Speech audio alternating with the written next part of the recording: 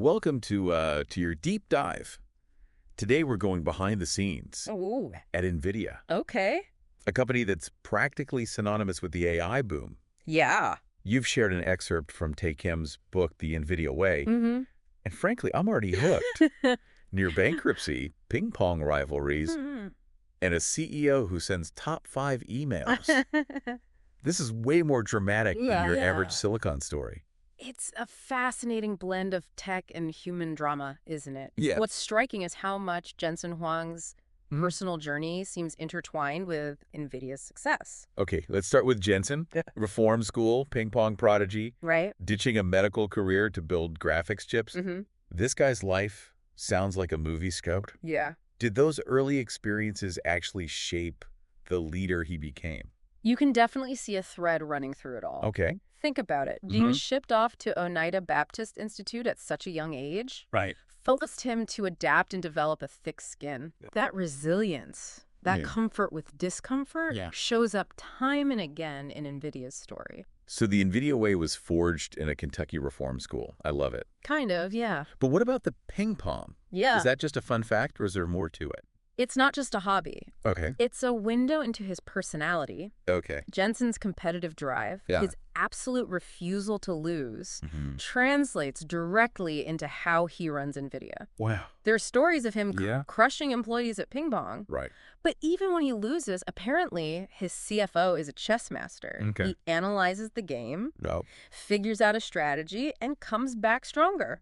So the guy's got grit and a killer instinct. Definitely. But how did he go from almost becoming a doctor to leading a tech giant? Yeah. Was there a single aha moment? It's more of a gradual awakening. Okay. He realized pretty quickly that dissecting frogs wasn't for him. Yeah. But the spark for engineering came later. It clicked while he was studying at Oregon State. And by the time he landed at AMD, he was hooked on chip design. So that's where he met his future co-founders. Yeah. Curtis Prime and Chris Malachowski. Exactly. Right. Yeah. Did they just instantly click as a team? Their dynamic is fascinating. Okay. They all met at Sun Microsystems, frustrated with the corporate bureaucracy and itching to build something new. Makes sense. Priam was the bold one, Okay. the catalyst. Yeah. He quit first. Wow. Practically daring Jensen and Malachowski to follow him. Talk about a leap of faith. And they actually started NVIDIA working out of Priam's townhouse. Yep. Picture 3 engineers huddled in a townhouse. Oh, my goodness. Fueled by takeout and a shared vision. Wow. They even struggled to come up with a name. Really? Imagine a world where NVIDIA was called Malhuapri, a combination of their last names. That's amazing. Thankfully, that didn't stick. Oh, that would have been a branding nightmare. Oh, no, right. Okay, so they've got their name, their makeshift HQ. Right. But what about funding? Yeah. I can only imagine how tough it must have been to convince investors to back a graphics chip startup in the early 90s. It was definitely a challenge. Yeah. Remember Don Valentine from Sequoia Capital? I know the name. The guy who famously said, "If you lose my money, I will kill you." Oh, yeah. Okay, that's not exactly a confidence booster. Right.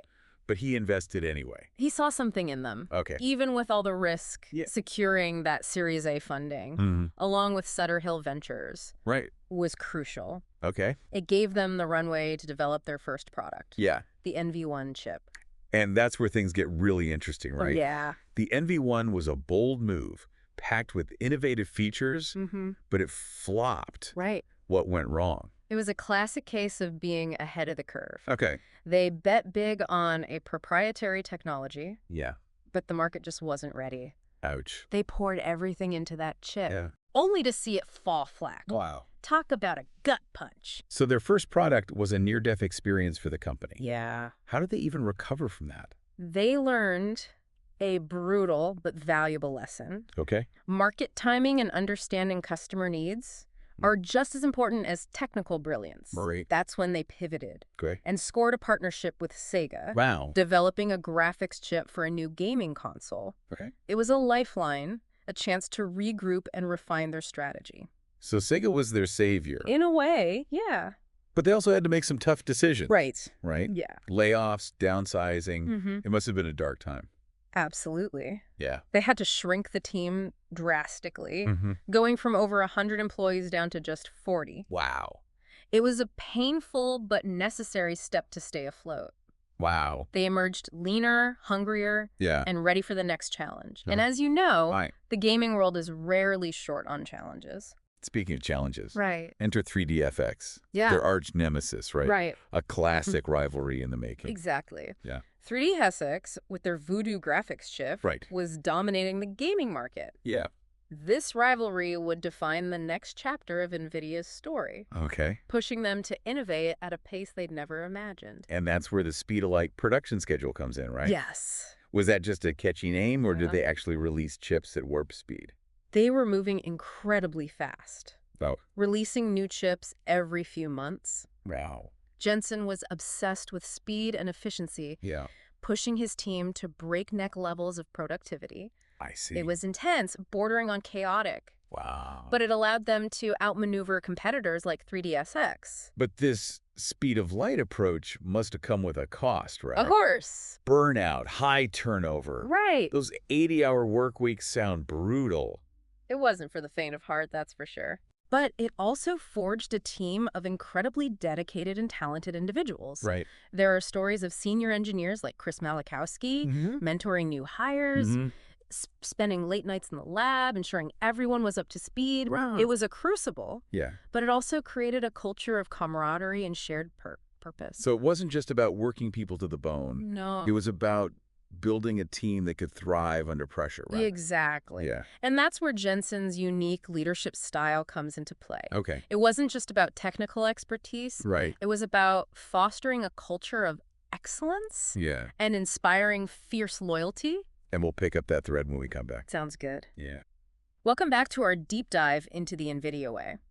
Before we went on, we were talking about Jensen's leadership, but I think we need to dig deeper into what sets him apart. Absolutely. It's clear he's not your average CEO. The top 5, emails, the whiteboard obsession, the flat organizational structure. It all sounds so unconventional, especially for a company of Nvidia's size. It's fascinating how he blends engineering thinking with a deep understanding of human motivation. Yeah. He built a system that's both demanding and empowering. Okay, break that down for me. Okay. How does a flat structure actually work in a company with thousands of employees? Right. Doesn't it just lead to chaos? It's about breaking down hierarchies and encouraging direct communication. Imagine being a junior engineer and having the freedom to approach a VP with an idea, no layers of bureaucracy in between. So it's about access and speed. Yeah. But doesn't that also require a high level of trust in your employees? Exactly. And that's where the top 5 emails come in. Okay. It's Jensen's way of keeping a pulse on everything while reinforcing accountability. Imagine getting an email from the CEO on a Friday night asking for your top 5 priorities, challenges, and insights. It sounds intense, but I can see how it keeps everyone focused and aligned. Right. It's almost like a constant feedback loop, except the feedback is coming from the top. It's definitely not for everyone, but it's a key part of the Nvidia way. And it reflects Jensen's own work ethic. Yeah. The guy is relentless. Okay, so we've got the flat structure, the intense emails. But what about the whiteboard obsession? Right. Is it just a quirky CEO thing, or is there a deeper meaning behind it? It's about transparency and intellectual honesty, as Jensen calls it. Every idea, every decision is put on the whiteboard and debated openly. No sacred cows, no ego trips. It's all about finding the best solution, no matter who comes up with it. So it's a way to encourage critical thinking and challenge assumptions, even if it means going head-to-head with the CEO. Exactly. And it creates a culture of constant learning and improvement. Remember, Jensen is an engineer at heart. He believes in the power of data analysis and rigorous debate. The whiteboard is his battleground for ideas. I'm starting to see a pattern here. Pushing boundaries, embracing discomfort, challenging the status quo. It's almost like a company-wide philosophy. That's a great observation. And it extends to their approach to talent. They're not just looking for brilliant engineers, they're looking for people who thrive in this kind of environment, who are passionate about pushing limits. And they're not afraid to poach from competitors, right?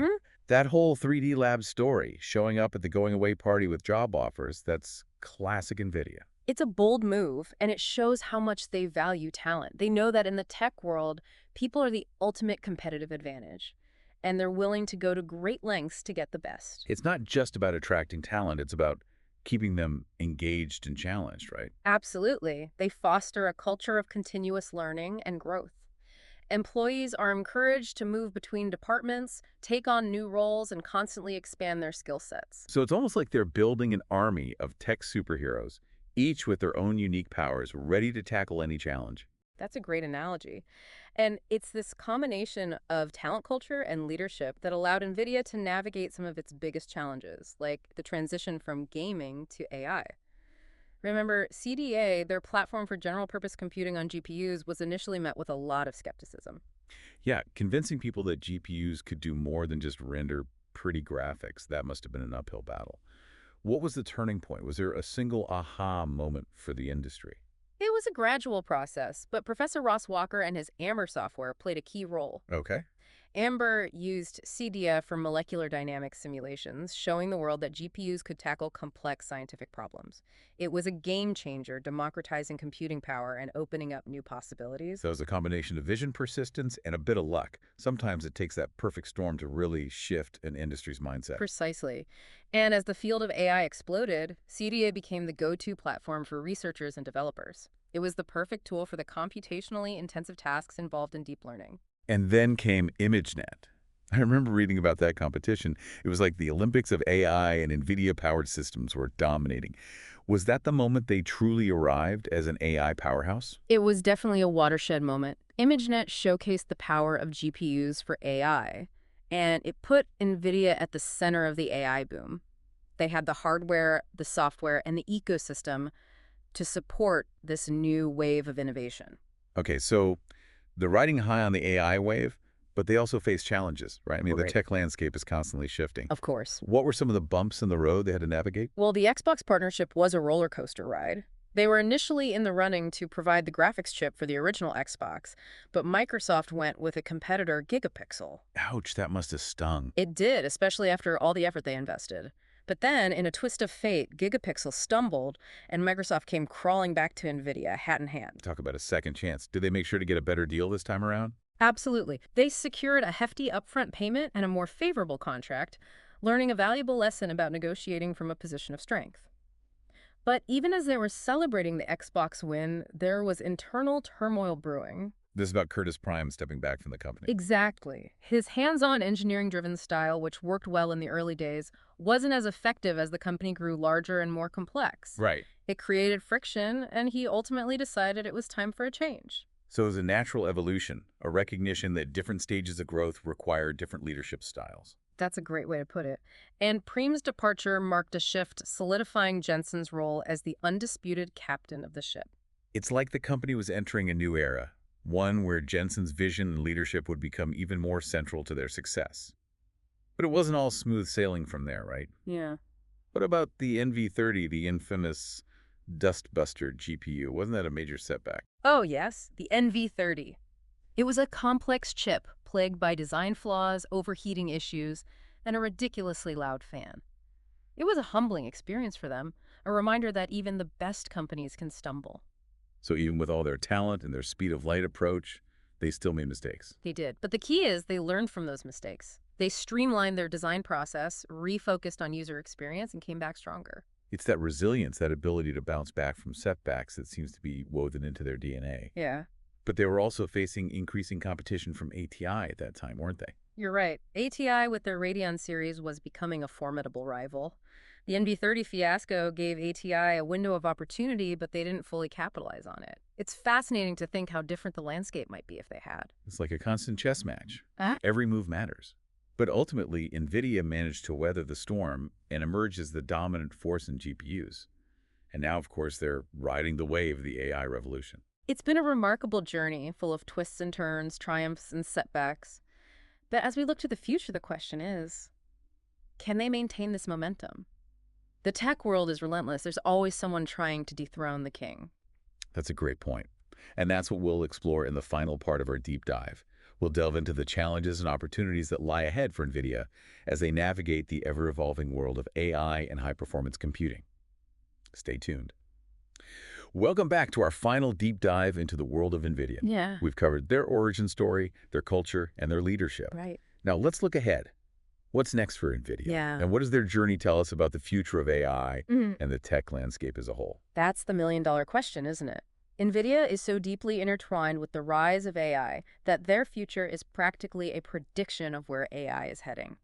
We're talking about a fundamental shift in computing, and Nvidia is right there on the front lines. It's like they've become the gatekeepers of the AI kingdom, holding the keys to unlock its full potential. But that also raises some red flags, doesn't it? What happens when so much power is concentrated in one company? It's a valid concern.